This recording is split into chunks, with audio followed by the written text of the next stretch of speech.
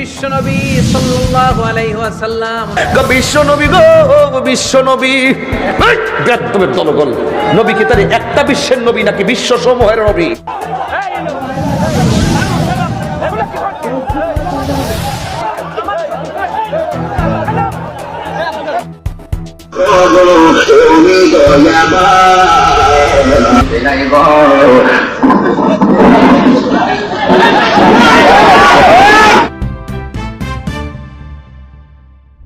আসসালামু আলাইকুম প্রিয় দর্শক, এবার শায়েখ আহমদুল্লাহর পর মাওলানা মিজানুর রহমান আজহারী হুজুরকে ব্যঙ্গ করে ছাড়লেন বন্ড বাউল শিল্পী খ্যাত গিয়াসউদ্দিন তাহির।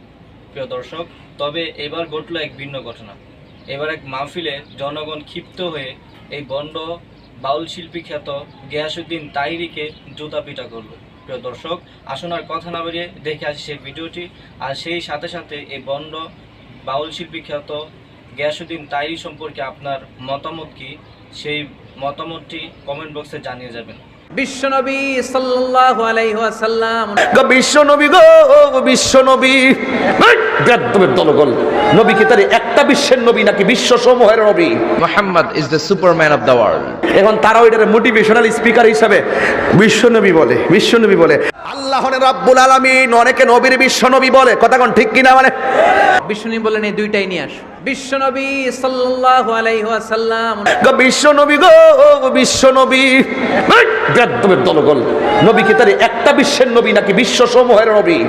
নবী আলম নয়, নবী আলামিন। এই জন্য নবীকে বিশ্বনবী বলা, নবীকে এক জায়গায় ডিফিনিট করে ফেলা। আমার নবী হলো সকল বিশ্ব সমূহের নবী। আমার নবী হলো 18,000 আলম, 80,000 আলম, 18,000 মাখলুকাতের নবী হলো আমার রাহমাতুল লিল আলামিন। এই জন্য আমার নবীকে বিশ্বনবী বললে আসমান থেকে জমিন পর্যন্ত এই খোলা জায়গাটাকে একটা বিশ্ব বলা হয়। এমন 80,000 আলম আছে, সকল আলম সমূহের নবী। এই জন্য আল্লাহ রাব্বুল আলামিন ওমা আরসালনাকা ইল্লা রাহমাতাল লিল আলম বলে নাই। আল্লাহ নিজের ক্ষেত্রে আলহামদুলিল্লাহি রাব্বিল আলম বলে নাই, নিজের ক্ষেত্রে বলেছেন আলামিন, নবীর ক্ষেত্রে বলেছেন আলামিন। এই জন্য নবী হলো সকল 80,000 আলমের নবী, 18,000 মাখলুকাতের নবী। এই জন্য নবীকে বিশ্ব নবী বলা যাবে না। আপনারা একটু বুঝতে মনে কষ্ট হচ্ছে, আপনারা বুঝেন নাই, আপনারা কথাগুলো বুঝেন নাই। এই জন্য অনেকেই ভাবে ওই বাপদাদার পরদাদারা কইছে বিশ্বনবী Muhammad is the superman of the world. এখন তারাও এটার মোটিভেশনাল স্পিকার হিসাবে বিশ্বনবী বলে, বিশ্বনবী বলে। আরে নবীর ক্ষেত্রে যত সম্মান দিয়ে কথা বলা যায়, তুমি যত সম্মান দিয়ে কথা বলবে আল্লাহ পাক তোমার গুরুত্ব বাড়িয়ে দিবে। নবীর বিরুদ্ধে বললে তোমার গুরুত্ব আস্তে আস্তে কমে যাবে।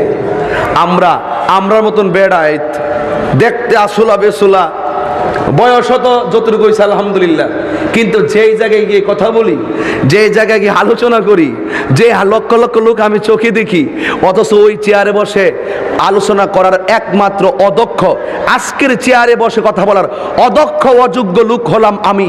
এরপর আপনারা স্বাস্থ্যগঞ্জবাসী আমাকে অনেক ইজ্জত করেন আমার পিতৃ সম্পত্তির কারণে না, আমার নবীর মহব্বতের কারণে। তুমি মনে করছো নবীর বিরুদ্ধে যত ছোট, যত হীনমন্যতা করে কথা বলবে নবীর সম্মান মনে হয় কমে যাবে। হ্যাঁ, আবার তুমি মনে করতেছো, আমি মনে করতেছি নবীর সম্মান আলোচনা যতই করব নবীর সম্মান মনে হয় বাড়তেছে। এটা মোটেও না।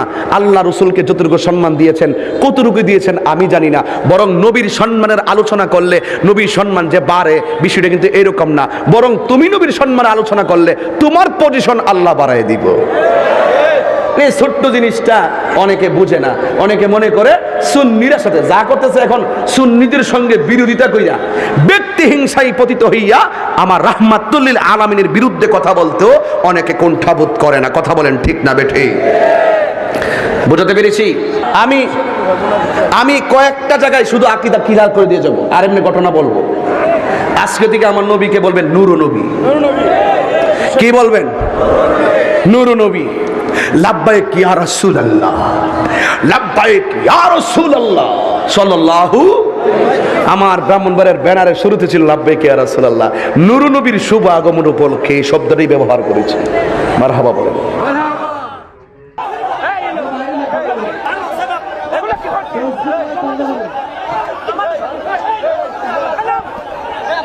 এলাকাবাসী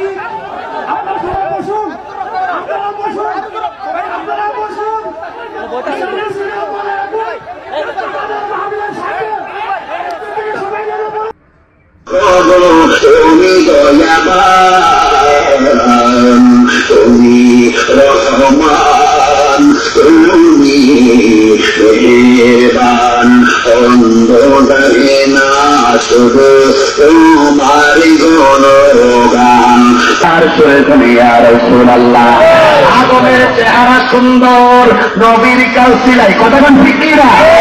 আদম আলাইহিস সালামের অল বডি নূরে ঝলমল ঝলমল করে। আল্লাহু আকবার। কেন? আমার নবী নূর মোবারকের চেহারা গো